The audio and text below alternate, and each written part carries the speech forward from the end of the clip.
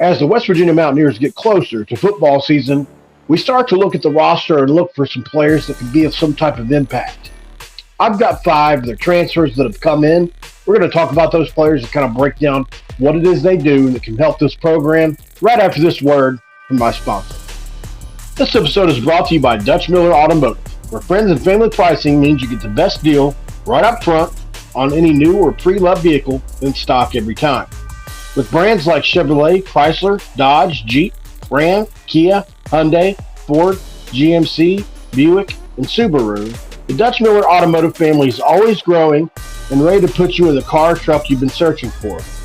Check out our inventory across West Virginia at DutchMillerAuto.com or come in today, the home of friends and family pricing, only at a Dutch Miller Automotive store near you. This is for Cameron.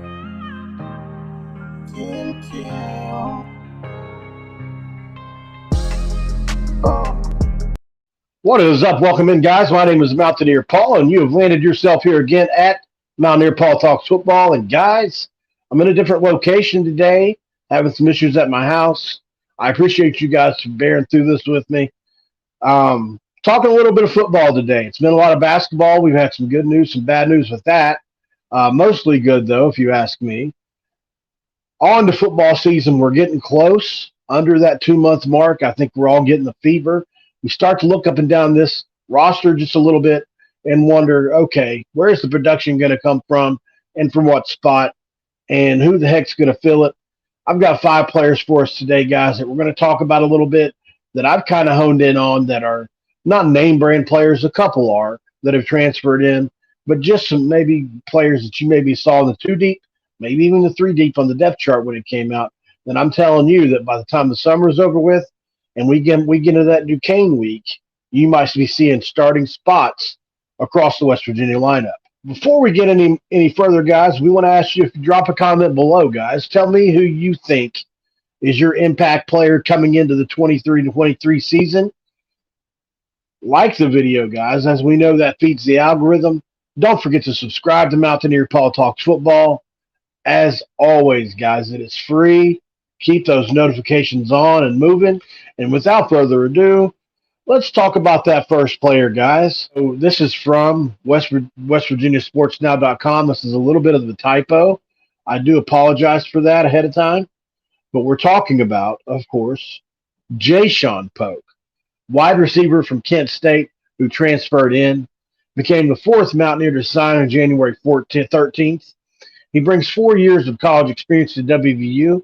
He made 31 receptions for 362 yards, both single-season highs for him, and caught a touchdown during the 2022 season.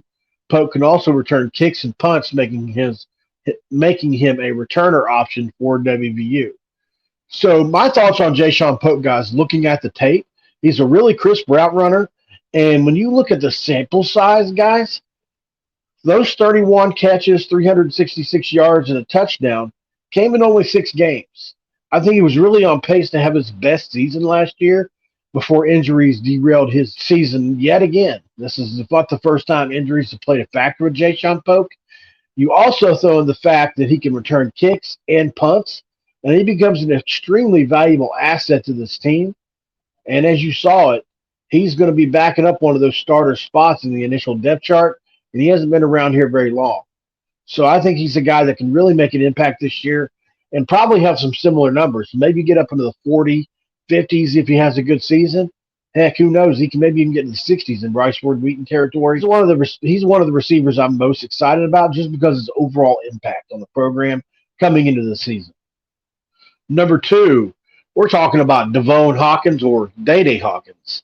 Tennessee State defensive lineman transfer Devon Hawkins signed with WVU on January 17th and provide much-needed depth to the defensive line.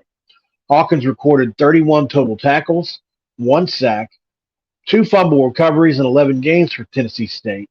Hawkins previously played at Kentucky from 2018 to 20. The Florida native is a former 3-star prospect.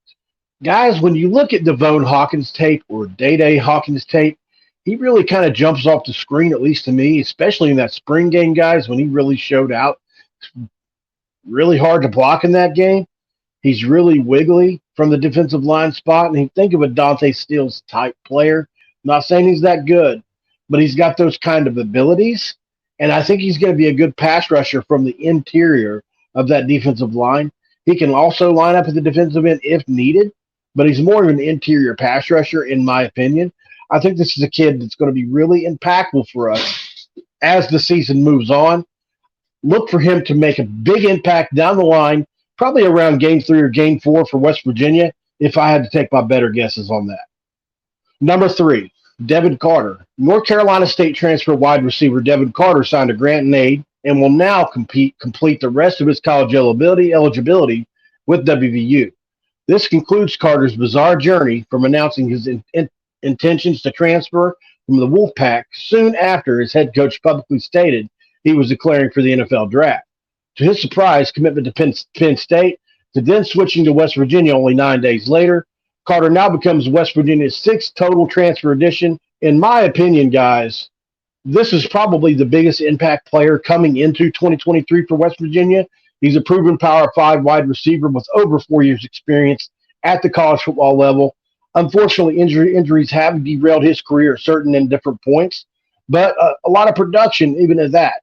I talked to Tony Gibson about this player, the defensive coordinator at NC State. Obviously, we know him. He was a defensive coordinator at West Virginia. He did tell me, and I put screenshots up here a couple videos back, guys. He does think that Devin Carter can be a number 1 receiver in Power 5. He's just got to put it all together. Not a speed guy. This is a guy that can go up and box other players out at an elite level. He can high point the football at its highest point, really make a big target, catch radius receivers, that type of thing. I do think he's going to make an impact. Obviously, that number 1 receiver spot, the X spot. I'm looking forward to watching him play in a Mountaineer uniform.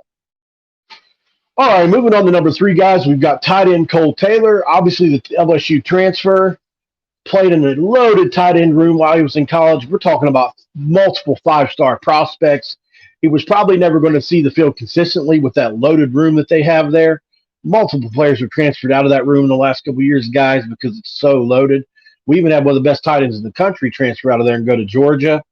He could be perhaps West Virginia's biggest addition, according to Mike Osty here at West Virginia Sports Now. Was the first transfer to officially sign. Cole Taylor completed his transfer from LSU to West Virginia by signing on January 13th. He will replace Michael Laughlin as the Mountaineers' top tight end and provide a significantly better option in the passing game.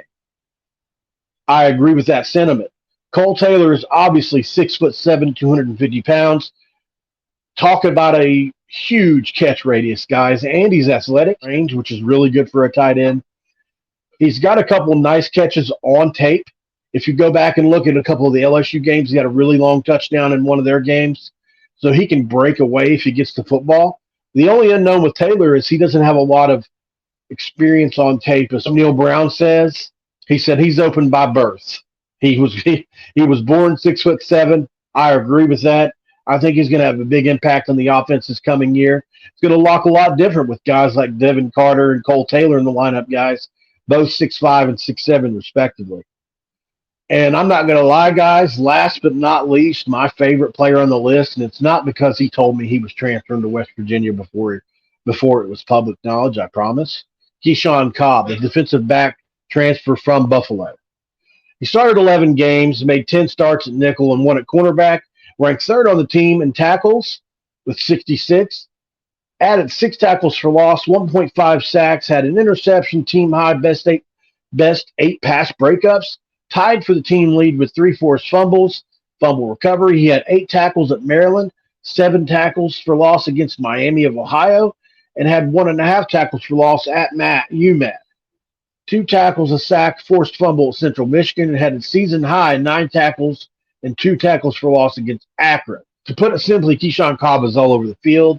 He played the cat safety or the nickel safety spot at Buffalo, was extremely productive in that role. I thought he was going to play spear in this defense, but it seems like they've got him backing up one of the best safeties in the country in Aubrey Burks, which is surprising to me because I thought Keyshawn Cobb is somebody we want to see on the field as a starter. I think his role really hasn't been carved out yet with this team, guys. He's only been on campus for just a little while. I do think he's going to carve out a role and probably get significant playing time, even if Aubrey is playing as much as he will because obviously he's one of the best in the country. But I think Keyshawn Cobb's going to have a huge impact on this team somewhere.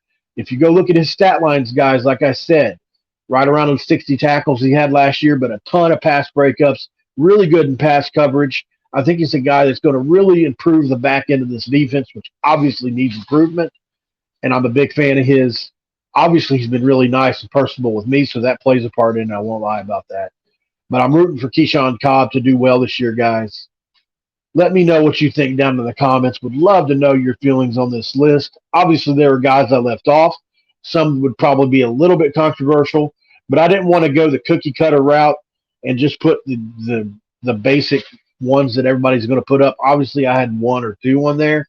Yeah, you got to have Devin Carter on the list. I mean, he's probably going to be the biggest impact signing of the year for us. So we'll see how that rolls. Overall, guys, I think it's a solid list. I would love to know how you feel about it. Let me know in the comments, guys. If you're not subscribed to Mountaineer Paul Talks Football, obviously that subscription button. Do not forget to keep the notifications on. Like the video, the whole thing, guys. We appreciate it. Hope you like the list, guys. We're looking forward to the season. It's on the way. It will be here before too much longer. Hope to see you there. This has been another episode of Mountaineer Paul Talks Football. This episode is over, and I'm out. This is for Cameron.